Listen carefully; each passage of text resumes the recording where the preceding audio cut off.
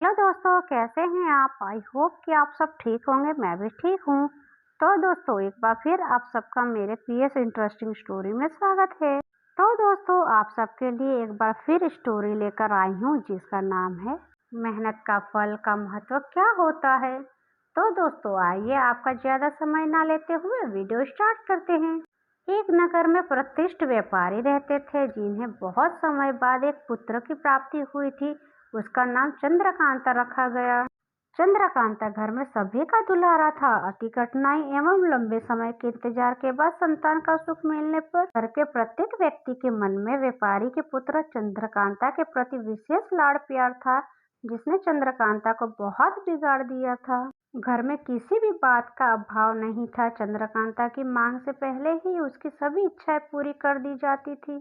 शायद इसी के कारण चंद्रकांता को ना सुनने की आदत नहीं थी और ना ही मेहनत के महत्व का अभाव था।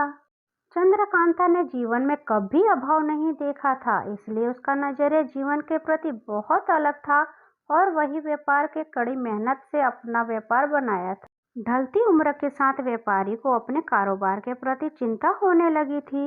व्यापारी को चंद्रकांता के व्यवहार से प्रत्यक्ष था कि उसके पुत्र को मेहनत के फल का महत्व नहीं पता। उसे अभाव हो चुका था कि उसके लाड़ प्यार ने चंद्रकांता को जीवन की वास्तविकता और जीवन में मेहनत के महत्व से बहुत दूर कर दिया है।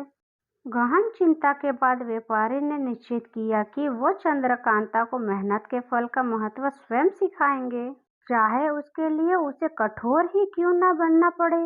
व्यापारी ने चंद्रकांता को अपने पास बुलाया और बहुत ही तीखे स्वर में उसे बताया कि उसने कहा कि तुम्हारा मेरे परिवार में कोई अस्तित्व नहीं है। तुमने मेरे कारोबार में कोई योगदान नहीं दिया और इसलिए मैं चाहता हूँ कि तुम अपनी मेहनत से धन कमाओ। तब ही तुम्हें तुम्हारे धन के मुताबिक 2 वक्त का खाना दिया जाएगा। यह सुनकर चंद्रकांता को ज्यादा कोई फर्क नहीं पड़ा। उसने उसे क्षण भर का गुस्सा समझ लिया, लेकिन व्यापारी ने भी ठान रखी थी। उसने घर के सभी सदस्यों को आदेश दिया कि वो कोई चंद्रकांता की मदद नहीं करेगा और ना ही उसे बिना धन के भोजन दिया जाएगा।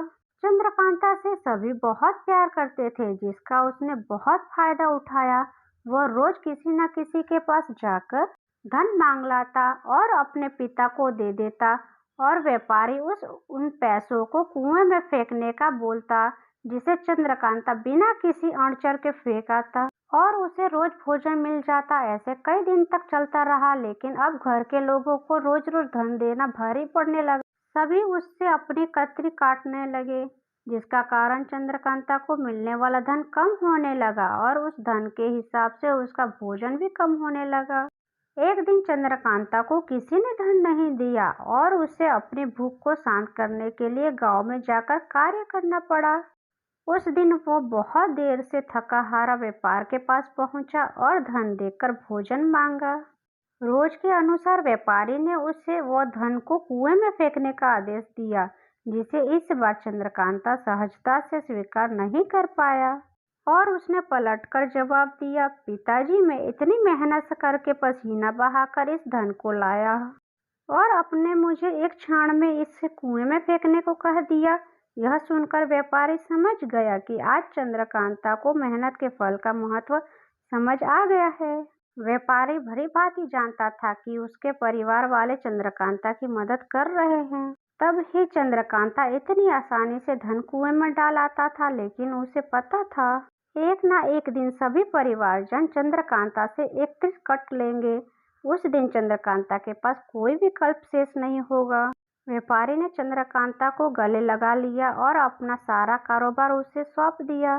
आज के समय में उच्च वर्ग के परिवारों की संतानों को मेहनत का फल का महत्व पता नहीं होता और ऐसे में यह दायित्व उनके माता पिता का होता है कि वो अपने बच्चों के जीवन की वास्तविकता का अवगत करवाए। लक्ष्मी उसी घर में आती है जहाँ उसका सम्मान होता है।